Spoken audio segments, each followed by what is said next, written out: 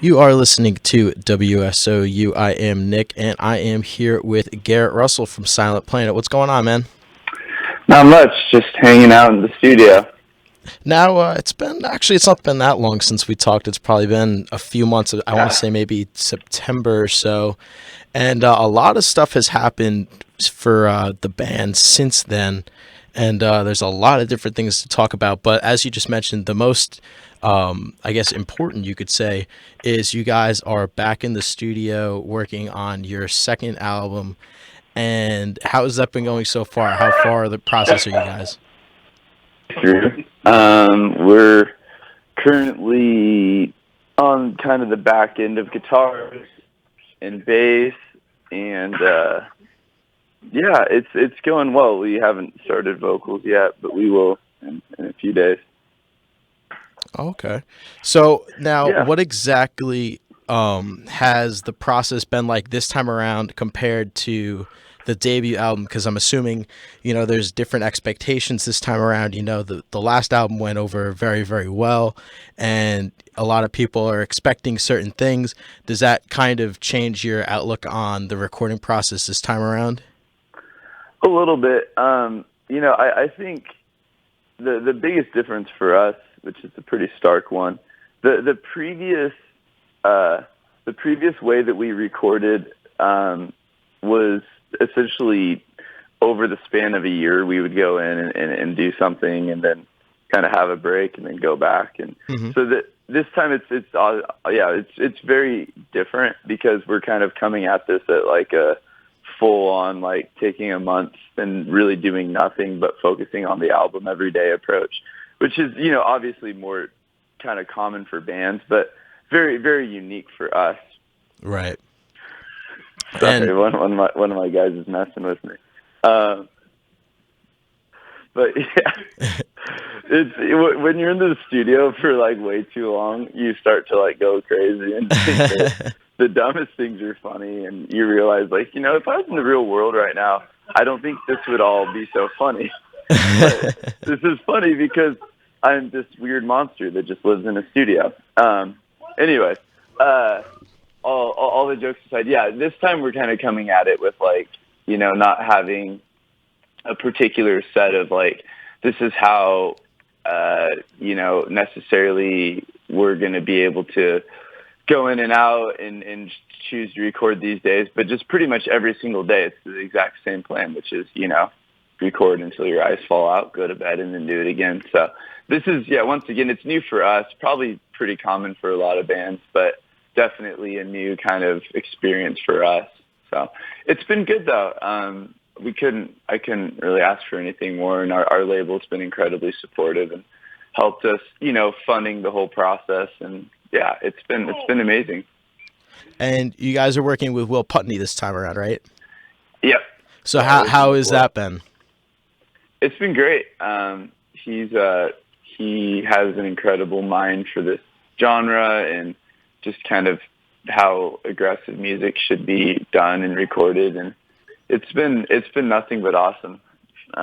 He's been really helpful, as well as the rest of his dudes. We're tracking primarily with his engineer named Randy, and he's just been he's been awesome. And yeah, it's been like very different than the last album, but like absolutely no complaint. Even though, as I'm sitting here in New Jersey for the 13th day in a row, I'm definitely like, wow, this is different. Just because there's something to be said about when you just kind of record stuff and then go sleep, like, in Right. your own bed, or go home and then being somewhere else. And but it's good, and I think it's growing all of us a lot, and I can complain about that. Now, So how have yeah. you been liking Jersey so far? You've been here about like 2 weeks, you said. Um, it's okay. I wouldn't say we're in like the coolest part of Jersey, so I can't. I think it'd be unfair to call this little shopping plaza that we're next to in Belleville like Jersey. I feel like I would be doing Jersey some injustice, but where we're at, it's the studio's awesome, but definitely it's like it's an experience. Right. And also, I noticed you said something a day or two ago about this album being a lot more emotional. Yeah, at least for me, I think it is. Honestly, previously I'd been able to kind of uh, having so much time between each song, I could kind of get into the songs and then go back to my life. At the time I was in graduate school for psych, and so I would kind of go in and out of like writing and not, and it was cool in the way that it allowed me to just take a really intellectual approach to everything because I had so much time. But this album I think is definitely forcing me to like realize things about myself and just in general, like I don't know, definitely it feels like more of a fight, and I definitely think that when people listen to this album that they'll have something that's probably, I don't know, I guess musicians overuse this term, but very like honest and kind of coming from just more of like the heart for me, and maybe a little bit less of being able to just kind of go in and out of different perspectives from song to song. It's a little less cerebral and a little more emotional, probably. Okay. And now, what kind of topics are you going on for this album, considering, a lot of uh, interesting, like, historical topics were talked about on the previous album? I think you touched on them briefly last time we talked, but since you've had a lot more time to, Yeah. get everything fine-tuned, what could we look forward to on this album? This album is going to, it deals with um, basically different mental illnesses, but not in sort of not really focusing on the illness, but more so focusing on the person affected by the illness, which has kind of always been, always been a goal of mine to, when I was like in the world of psychology and doing therapy with students too, is to sort of focus on the narrative behind the story instead of focus on the illness. And so every song is once again a different story. Like right now I'm writing a song about PTSD and panic attacks, and it centers on this story that actually a listener of ours came to a show in Nashville and told me his story and what he'd been through. And since then we've been kind of emailing back and forth, talking about what he saw in the war and how it's affecting him, and about, having trouble sleeping and kind of that different stuff. So that's also been really, I guess that's an example of kind of one of the stories, and where I'm sort of focusing on the story of the person and definitely their illness, but also like why it's this way and the way that it feels. So really stoked on that song, where I'm still kind of in the lyric writing process for that. It's one of the last songs I've written because I guess, as your parents always say, to save your dessert for the end of your meal. And I knew that this song would really, I think, strike a chord, as well as I just, this song in particular, and this is not the only song, but it focuses on something that one of our listeners has gone through, and that's always been a goal, is to let people be part of this collaborative process that is Silent Planet. And I'm really stoked to write this song with my friend who, is going to be represented in this. And obviously when I'm done with the lyrics, I'm going to show him and ask him like, hey, does this like ring true at all for you? So I guess that's an example. And, it's all different sort of humans, or you could say archetypal characters. I'm kind of working heavily off of Jung's theory of archetypes in the collective unconscious and stuff. But yeah, I'm really excited. Okay. And like you mentioned, the collaborative aspect, are you bringing in a lot of guest vocalists as you did for the debut album? You know what? I haven't even thought about that yet. And I'm super down to it, but it hasn't really been much of a thought for me, to be honest. I don't know. What would your opinion be? I really enjoyed it because it brought a lot of different sounds and textures into the songs. And since they were based on, different events and stories, I think it definitely added an aspect to it, coming from a different character in a way. So I found it very interesting, and I really liked a lot of the choices. I loved hearing Rory from Yeah. Dayseeker and Joel from Being as an Ocean on there. So I thought that was really cool. Well, thanks. Yeah, I might I might think about that. I honestly like I haven't had like all the time in the world like I did on the previous album. So I focused so much on like my own stuff Right. that I've almost I admittedly like forgotten like like that's something that I'm passionate about because I love the collaboration and I love having friends involved, and there's a million awesome like vocalists that would be awesome to have on there.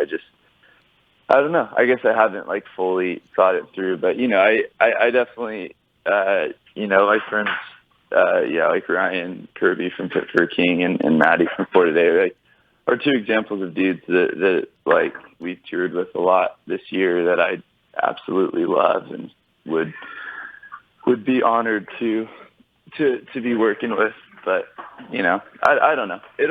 I think it'll probably materialize once we're done, and maybe I'll try to do parts, and I'll be like, like Ryan Kirby would be so much better at doing this than me, and I'll hit him up and have him help me out. But I haven't totally thought about that. Who do you think you would like to see? I was actually thinking a good one would be Sean from Phineas, because I know you guys are really close. That I would be down. He is already on a song. Oh, that's right. But that doesn't mean he couldn't be on another because we are very close. Right. Yeah. He actually today he actually just released a really cool line, like a clothing line. Okay. Awesome. It's really stoked on what he's doing. But anyways, that would be really cool. That's a good idea. And then kind of going off all of that, is there kind of a timeline on when this is going to be out, or is that still up in the air? Yeah, most likely this summer. Okay. Early summer, probably, like June, I think. But that's not, I don't know. That's not set in stone. Right. It's just like probably just looking at like, when our label is able to release it and just kind of various, I don't know, elements around that. But I guess time will tell. Okay. And another thing that I wanted to touch on was touring. Like you mentioned, you guys were doing a lot of touring with For Today and Fit for a King. Especially For Today, you guys played 2 tours in a row, basically. You did the small tour with Gideon and For Today, and then you did the bigger one with both For Today and Gideon and Fit for a King and Phineas as well. Yeah. And yeah. I hung out with you and Sean and a bunch of you guys at the show in New York, and I have to say that was honestly one of the coolest shows I've ever been to. Wow. I've already seen all of you guys before in different tour packages, but seeing all 5 of you together, and just because I know all of you guys are friends and tour a lot, separately, maybe 2 of you will be on the same tour, but to have all of you together, and I thought it was awesome how I think every single set, at least 1 or 2 of you guys would get up on stage with, the other bands, which I thought was awesome. And I don't know, I thought that was definitely one of my favorite tours of last year. Wow, thank you. We were super honored to be on that tour, and the dudes in For Today have always just honestly done so much for us and given us so many opportunities, and it was a great tour for us. We definitely it put us in front of more people than, at least on a night by night basis, than we've ever done. And yeah, we're just like the dudes in For Today, like honestly, even like to this very day, I just got a call, have just been blessing us, and it's really cool. It means a lot to have such support from such a really talented band who's just full of integrity in a very in a world that lacks a lot of integrity. So yeah, it's been amazing, and it's been just. There's actually hopefully some more stuff in the works with For Today, but I guess I can't talk about that right now. but yeah, they're just the best dudes. And going off of that, I also wanted to touch on your opinion on, especially the touring scene the last few years. It seems like at times it's very, there's a lot of different tours that, are going on at the same time, and all kinds of different bills, and, markets get, oversaturated and stuff. And I kind of wanted your opinion on kind of what you think of like a lineup like that. And it feels kind of interesting that the last year or so, it seems like those 5 bands have done a lot of tours together in some state. And I wanted your opinion on how you feel that works out for like a turnout, because I feel like a lot of people may be like, oh, I saw Silent Planet and For Today 3 months ago. I don't need to go see them again right now. So I kind of wanted your opinion, since you guys have done a couple tours with the bands, and I know Phineas is going back out with For Today next month. So I know you guys. I mean, obviously, I'm a fan of it, but I just wanted your opinion because I know a lot of bands have had a lot to say about oversaturated markets and stuff. Yeah, I mean, yeah. As far as how packaging goes, it does. It sort of made sense to me. I think I can't fully speak for like a band like For Today, like the position they're in, because they're like there's not a lot of bands that For Today. I mean, there are, but like For Today's at this place in their career where like they can only support so many bands because like they're bigger than like 89-90% of bands. So they're always picking tours, like picking who to take out, which would be really interesting. Like I've thought if I was in that position, like choosing to who they want to take out. And I think they've, for various reasons, like worked with, let's say like us or Phineas, and it was something that they were interested in, or that was good for them. I mean, honestly, I think with us and Phineas, and even actually Gideon earlier in their career, but I'd say right now us and Phineas, they honestly are just like, they've just been listening to the music and decided that they were, that they were into what we were doing, and they kind of supported our message and stuff. And so that was really cool too, to see that, like those guys are dudes too. I think it's easy for people to assume that our music world works like the world of pop, where like the artist is like detached from everything, it doesn't care. But honestly, in our world, it's like you never get so big that you're not on the ground. And I know that the dudes in For Today, they make those decisions based on like, what they believe and what they actually see a need for, which is really remarkable, because I know a lot of bands just, want to just have their manager make all the decisions for them, but they actually are still engaging with like everything on a ground level, especially Ryan, their guitarist, is like constantly making decisions. So yeah. Okay. And I was wondering as well, since you guys are in the studio right now, is there anything tour-wise that you can talk about quite yet, or what this year is looking like for you on the road?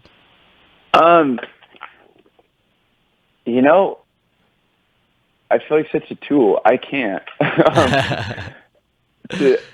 I mean, I can, let's see, I can give you like some rough sketches, and hopefully like maybe it'll be helpful. So we're going to finish in early February, because we're here for just a pretty much solid month, maybe a couple extra days. Then we're going to play some shows to get home. And then we'll be home for the rest of February, foreseeably. And then in March, there's a tour that was actually leaked, and it's kind of like around the internet. Like, I mean, I've seen people like discussing it. I don't know how, I do know how it was linked. There was like a kind of a last second communication by the headlining band that like, that the announcement should get pushed back, because there was some details and stuff. But anyway, so that tour is kind of floating around the world somewhere on the internet, Twitter or something. But, besides that, I think, let's see, looking at probably some shows to get out to that one. Oh, we're playing South by So What, I can say that, Right. which is like a crazy cool honor because what an amazing festival. But yeah, that really stoked. Mike Zemer has just been putting together like the most phenomenal things. It's like my entire childhood of music. Exactly. If you know what festival I'm talking about, it's just Right. like unbelievable. So really, really stoked to be a part of that. We're going to Europe, but I can't really talk about that in any particular detail. But doing something in Europe that I'm really excited about, which will be just a really unique new thing for us. And yeah, doing a fun tour in the summer. And I feel like such a tool. I can't like answer these questions without getting in trouble of some kind. Right. I feel you. But going off of that, you just mentioned going back to Europe. How was that experience going around this time? It was really interesting, to be honest. I was talking to our buddy Tyler from Being His Notion about our experience in Europe because their band's so popular in Europe. I feel like they're like just as much of a European band as they are an American band, which is awesome. And I was talking to him about our experience in Europe, and I was like, yeah, man, we like drove ourselves and like we're never knowing like what would happen next, and just telling him like we picked up the quote unquote backline and it was like a broken combo amp and the tubes didn't work. And so that was pretty hilarious, being like just in general the whole experience of Europe was very much flying by the seat of our pants. And at one point this like Italian club owner tried to hurt us because we didn't want to play like butt rock for an hour. It was weird.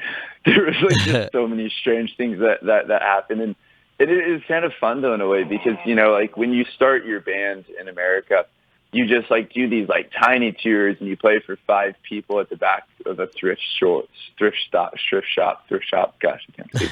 You play like these random shows. You play like, oh yeah, we're playing in behind a KFC parking lot because the manager said he wouldn't call the cops on us. Like that's like a common thing. Like right. You do these crazy shows, and so being back in Europe and doing these crazy shows again was really like, I don't know. It was a new experience for us.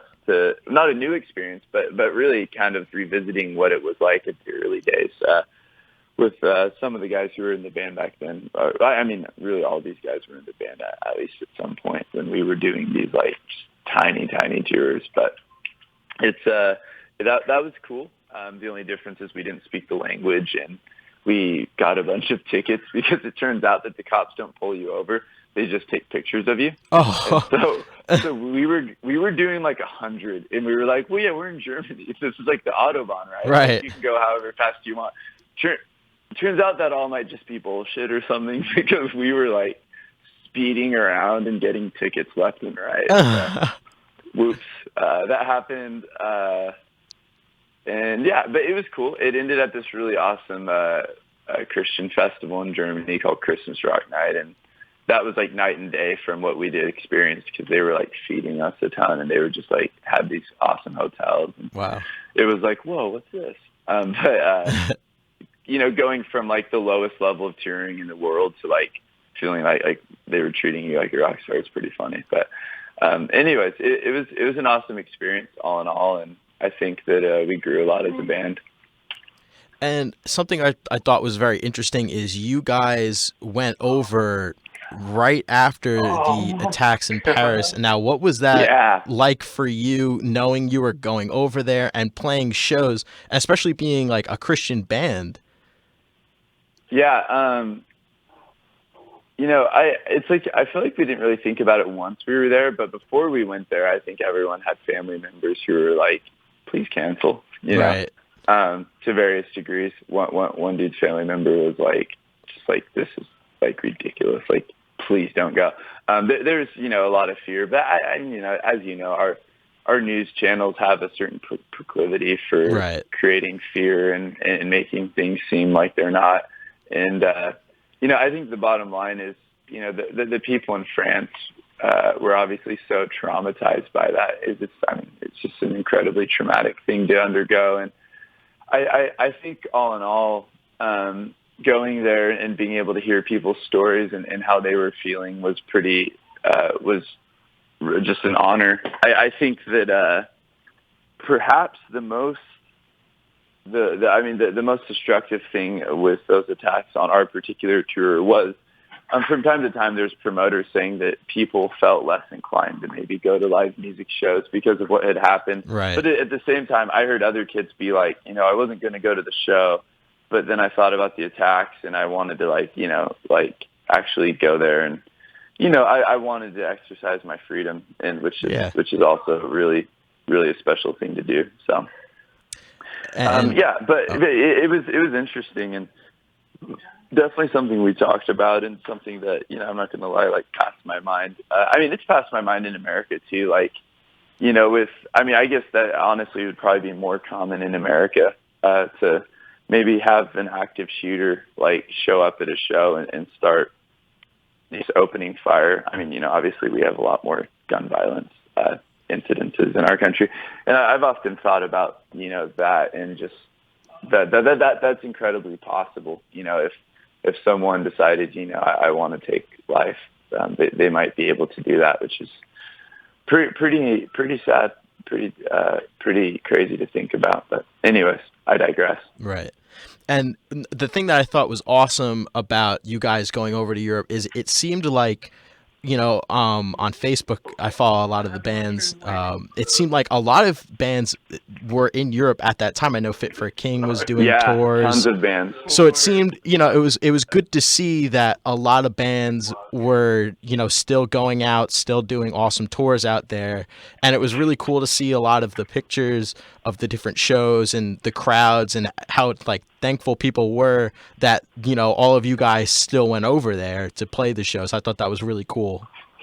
Yeah, no, it definitely, knowing that Fit for a King, that whole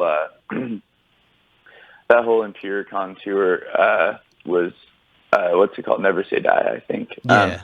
That whole tour was over there at the time of the attacks, and I can only imagine what that, actually being in Europe. Obviously, they were very far from that area when it happened, but there was a lot of bands there because December, which makes sense because December is a pretty dead month for touring in America. So it's kind of one of those off months, as we would say, in America. So it makes sense that a lot of artists kind of go to Europe in months like September and December, when America's kind of relaxing because the summer and the fall tours have concluded. But yeah. Right. And something else I wanted to touch on, which I think is interesting because we briefly touched on the topic last time, was I remember you were telling me how much, you would hate for, people to leave the band and stuff like that. And you guys are down a guitar player. Yeah. So how has that situation been?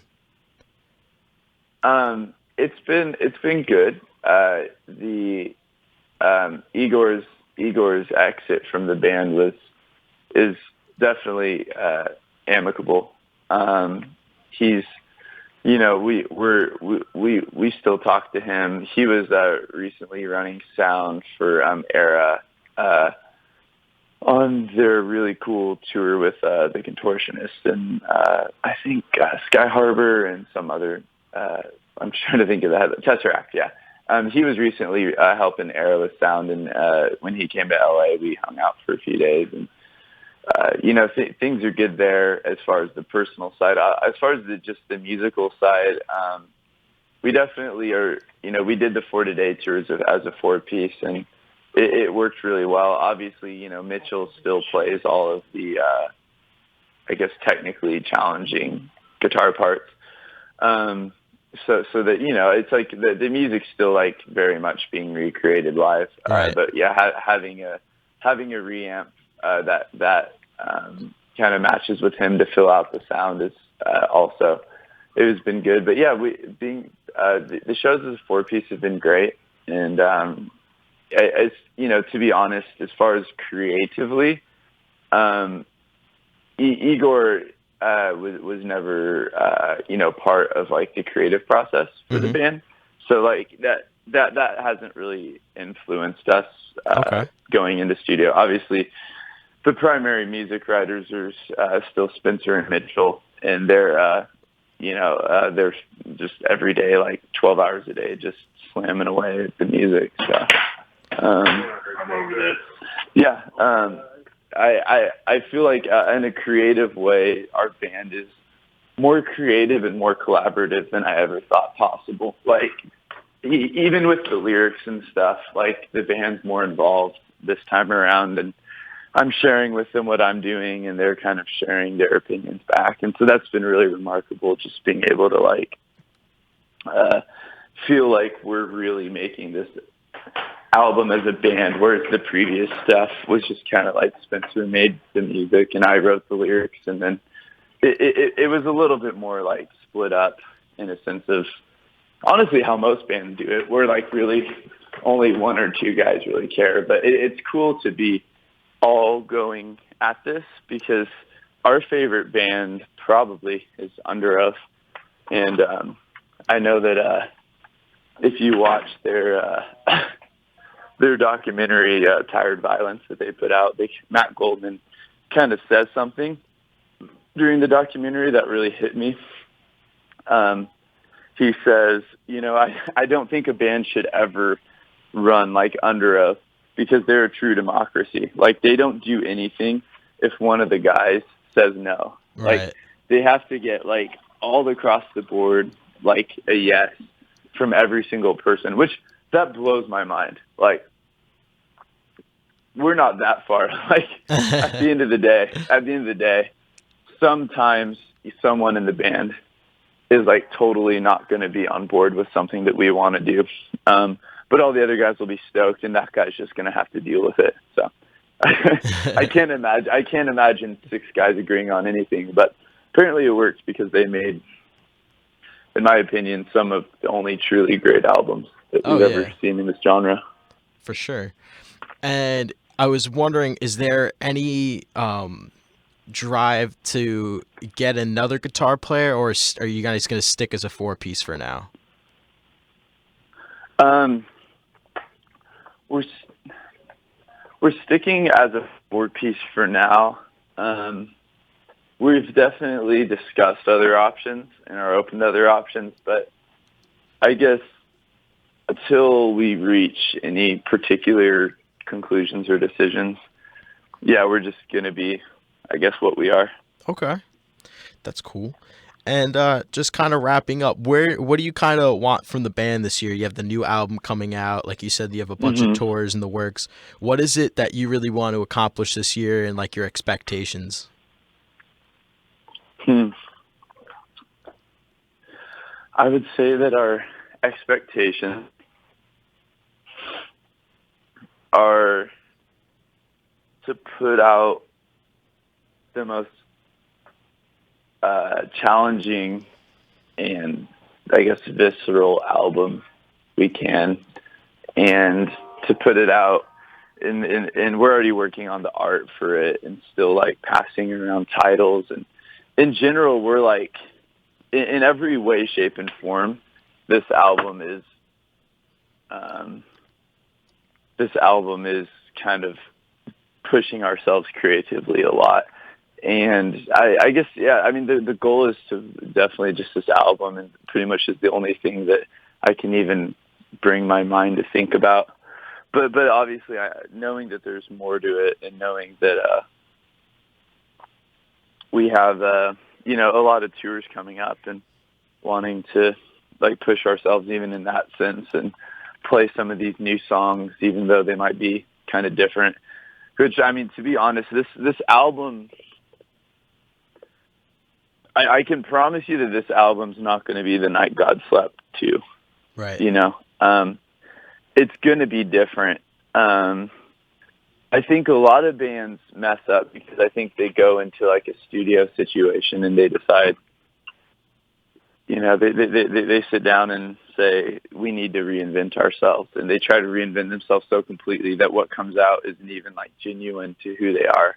And I don't think that's the case with us. Like, we're not trying to run away from The Night God Slept. Right. We still are happy with that record, and we're still proud of that record, and we'll still play songs from it live. For us, the point, though, is to, I guess, push ourselves. And I know for a fact that some of the songs on this coming album are going to, like, not be ones that the average maybe person who listens to this genre of music is going to sit down, listen to once and say, yeah, that's my new favorite, you know, or like be like, oh, the breakdown in this song is so sick. Like, that's okay. And that's okay. Like, Right. I think, you know, we were just like every night at like 2 a.m., we sit down and one of the guys will like grab a bottle of wine, and the guys who drink will have a couple cups of wine, and we'll like sit there. The guys are drinking wine out of styrofoam cups, and we're blasting music that we just like really, really dig. Like, we were listening to Chevelle last night. Okay. And like Chevelle's like stuff from like early 2000s, like not now. I think now they kind of suck, but man, their stuff was so good. And like listening to like that like weird like new metal rock stuff, Right. then listening to like Deftones, and then like listening to This Will Destroy You, and just kind of like going through the different music that inspires us. And I realized that like we all like, I think for a lot of us, like what keeps us alive and what keeps us wanting to be human beings is to like make music that like is like really a real thing, you know, and is like coming from the heart. And, you know, I so often see people saying, saying like, yeah, like this Silent Planet, yeah, metalcore, I want to see them tour with this band. And I'm glad that people can like us and stuff, but I think a lot of people who, you know, want us to be, whatever, you know, like, whether it's O Sleeper 2.0 or August Burns Red 2.0 or Under Oath 2.0 or even The Night Got Slept 2.0, Right. I almost hope that they're a little disappointed when they get this album, because, like, that's just not, that's not really us. And Right. I don't think that we're going into this studio like a business who's thinking like, okay, like, you know, our business has expanded this far. How can we keep all of our current customers but open ourselves up to a new market, you know? Exactly. That's not the way it happens with us. And sometimes I think I kind of wish it would. Like, I'm not going to lie to you. Sometimes I'm looking at Spencer and Mitch and I'm like, guys, like, damn it, like, this is cool, but like, what's going to happen, you know? I have those moments, and that's genuine. I'm not just saying that, and then you're going to hear the album, you know, later this year and be like, yeah, I don't know what he was talking about. It sounds the same. Like, I can promise you, like, you know, like, this is, I'm as we're making these songs, like, there's something going on that is, I'm proud of, but it's also, I am, you know, I'm interested to see how this comes out.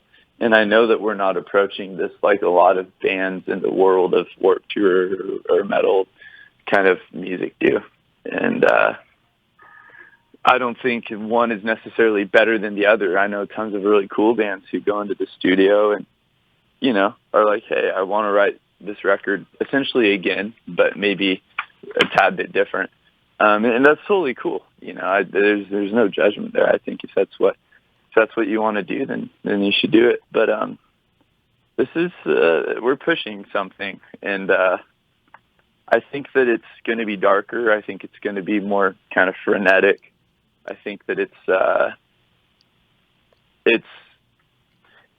dealing more internally. I think maybe our last album, like lyrically,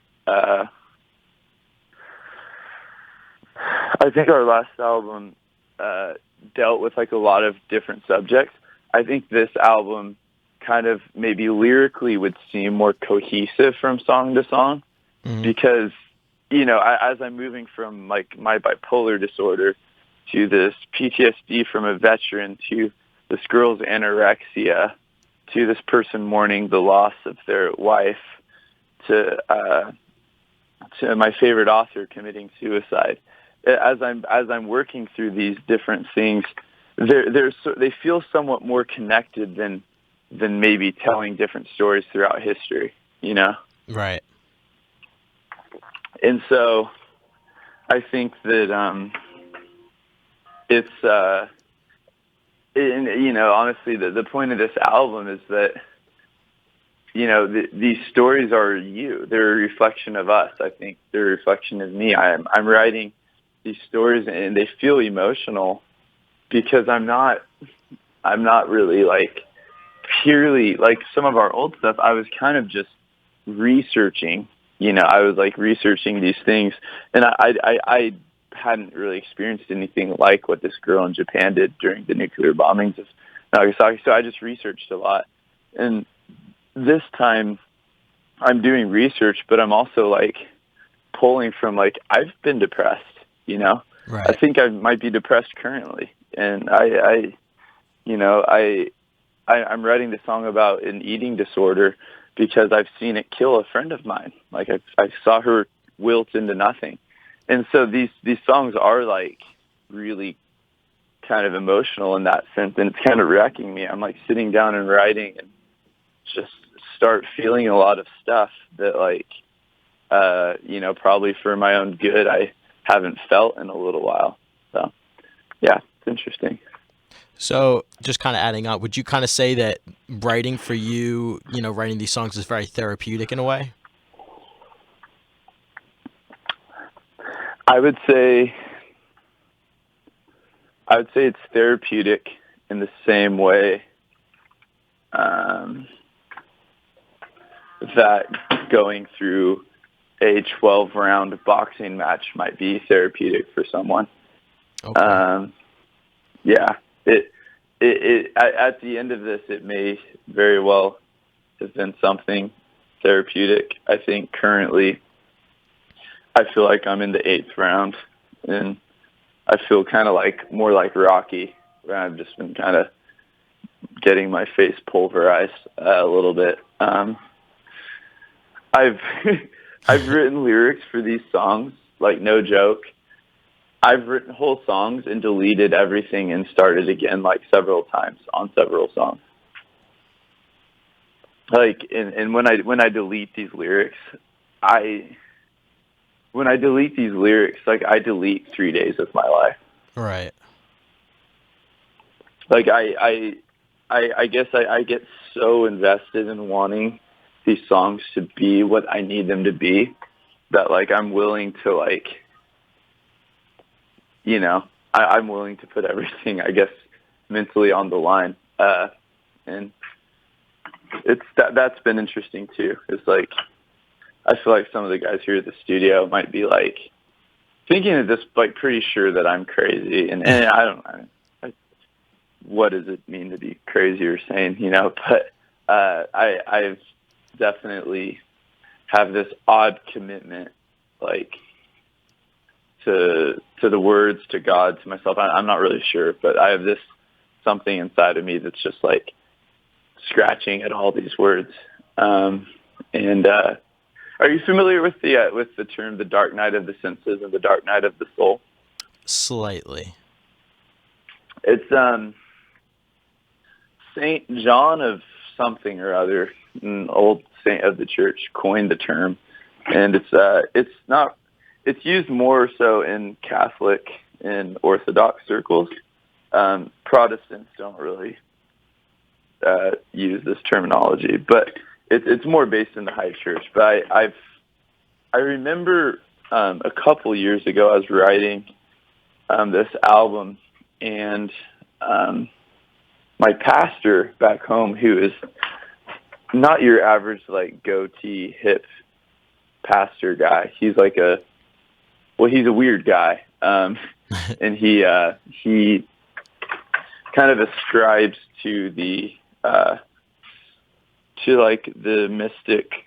Christian mystic tradition, and he was going through the dark night of the census, and he was kind of telling me about what that looked like.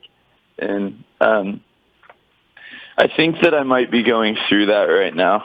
I think a lot of times it's misunderstood as depression, but it's the difference between that and depression is it's not this reoccurring thing that you battle for your whole life. It's more of like kind of a spiritual adversary that you find yourself against that kind of does all the same things as depression, but even more so kind of moves like inward to like the very core of you having trouble kind of understanding anything about who you are.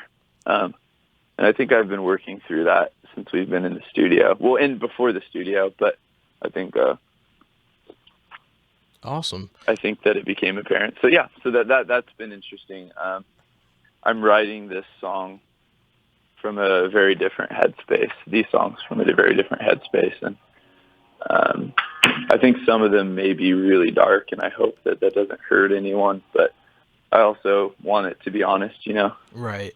And I think in a way, though, dark can kind of be beneficial, you know, because you realize a lot of different things from it as well. So, I mean, I think in a way, you know, I don't think it would be as hurtful as maybe it might be positive because, you know, other people who may be in that situation can relate and kind of, you know, feel like there's, you know, more to what there is than they think there is, you know? Exactly. Yeah, exactly. Like, I'm sure you could imagine if you're writing a song about a time when there seems like there's no hope,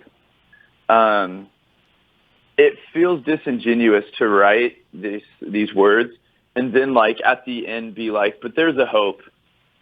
Okay? Right. Okay. You know what I mean? And like, I understand the temptation to want to like at the very end resolve everything, but I don't think that's honest because I don't know if life always resolves. Exactly. You know, people always say to kids who like are struggling with suicide and depression, like, hold on, it gets better. And I don't know how I could ever, I guess, have the, I don't know, bravado to say to someone like it gets better because maybe it doesn't. Right. And I believe in God. I believe in Jesus. I believe in the resurrection. I believe in hope after death. But I don't believe in like lying to kids and giving them some like bullshit secularist humanist like fairy tale that like everything will work out if you believe in yourself and that like the United States of America is such a great place that like, you know, what could possibly go wrong? I don't believe that. So right. I guess these songs that might kind of show up, to be honest, that, you know,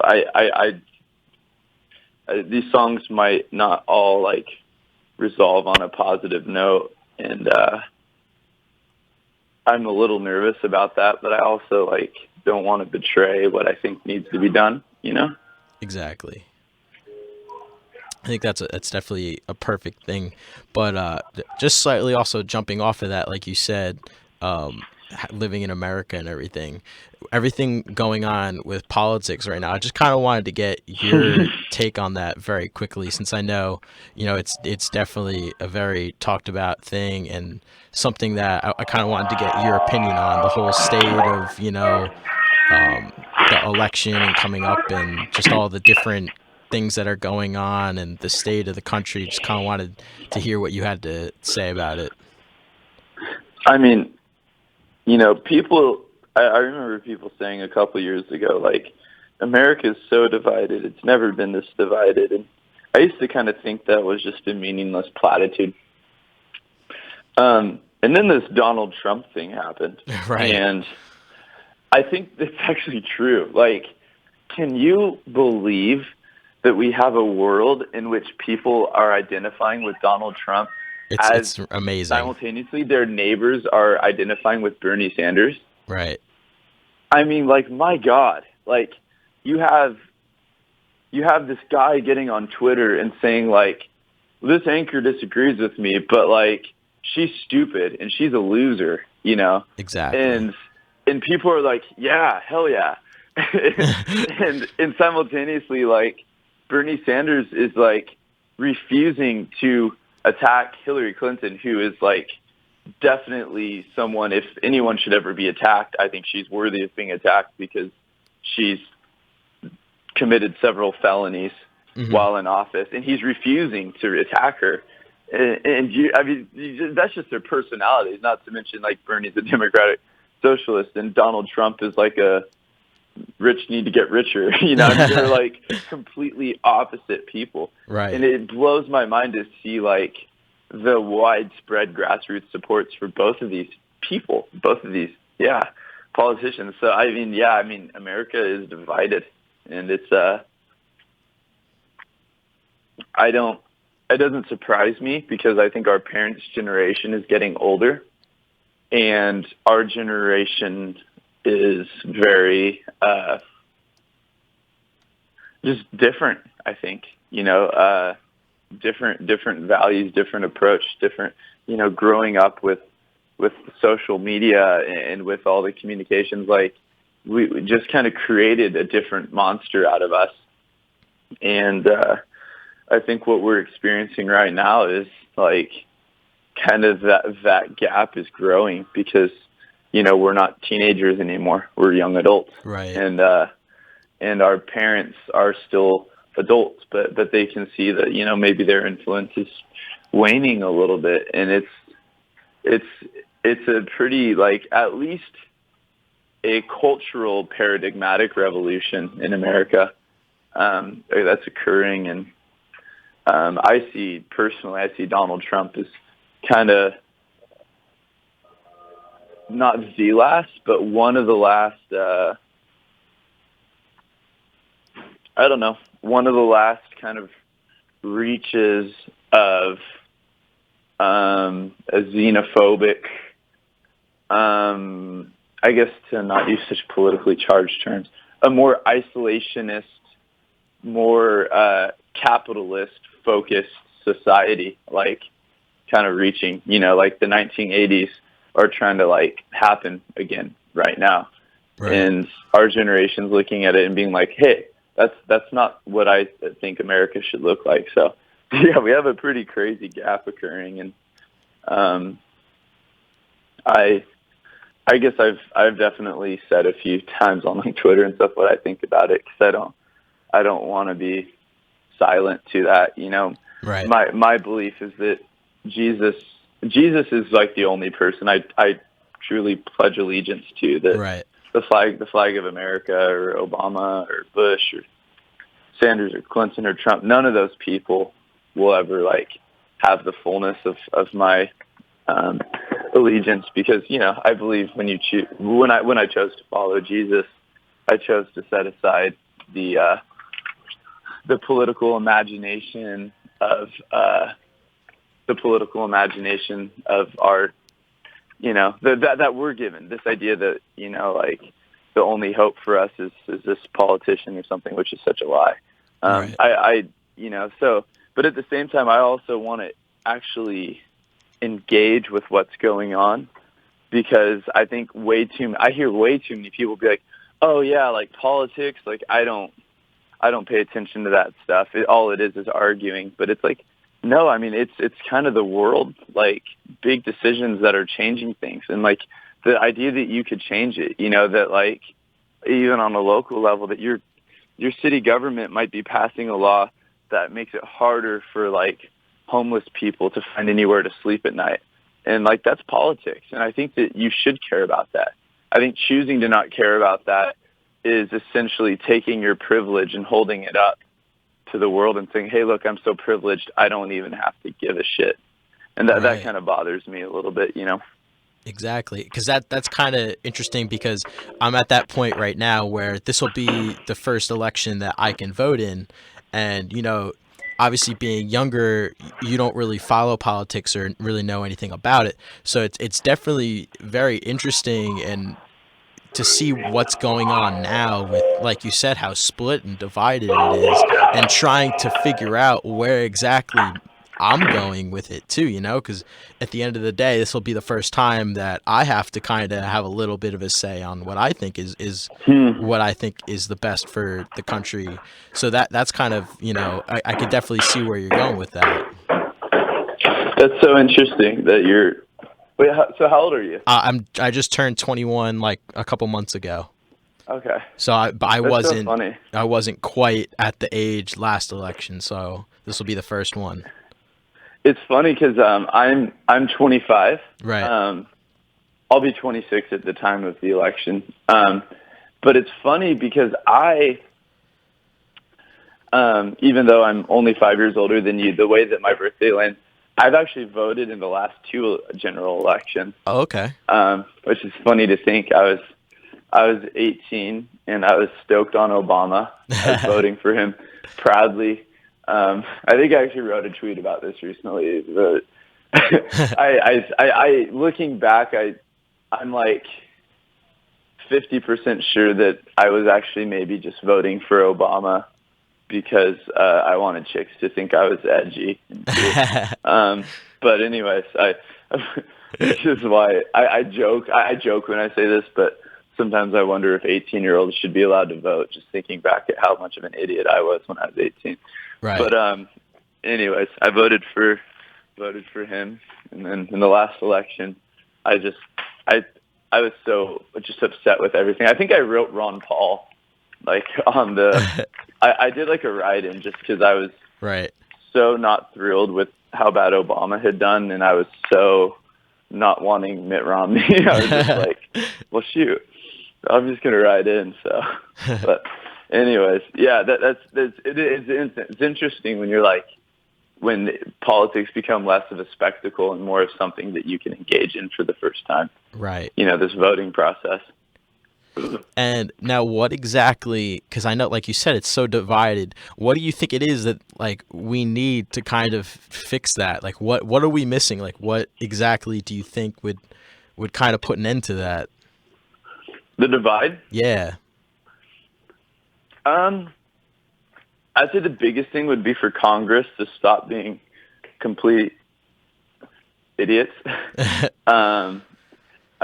Congress has, in my opinion, been extremely irresponsible. They've been pandering to their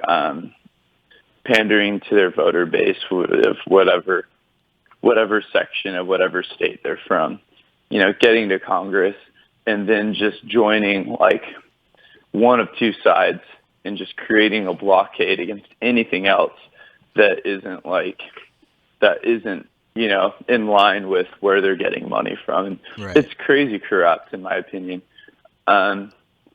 People focus so much on the presidential side because it's something that we can easily digest. It's fed to us like a boxing match of the ages. Right. It's like, whatever. Like Donald Trump versus Bernie Sanders. Like, depending on what you believe, this guy's good and this guy's evil. You know. And you want him to win. And we get so focused on the presidential thing, which is important. Bush definitely expanded executive powers, and then Obama said that he was going to recede executive powers, but power corrupts, and Obama ended up actually pushing executive powers further than Bush.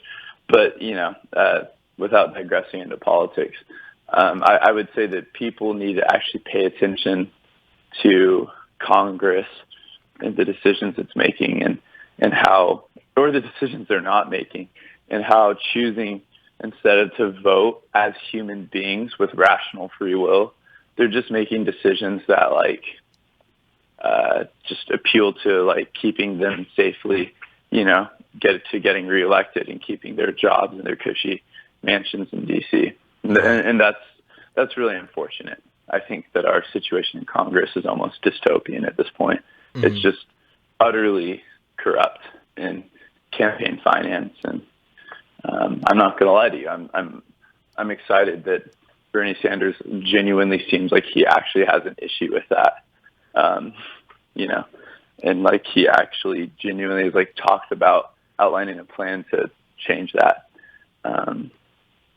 Also, side note, it really, really, really bothers me when politicians want Edward Snowden to get thrown in prison for doing the right thing and telling us that our government was breaking its own laws and spying on us. Right. Anyways, I digress there too. But yeah, I guess it's been an hour now. I guess we'll wrap things up. Is there anything you want to add? Just thank you for having me again, and it's been really cool to talk to someone who's not in the studio and get outside my head for a moment. Yeah, I'm really excited to share this album with you, and I hope that people feel challenged by it as we've been feeling challenged by it, and I hope that people find themselves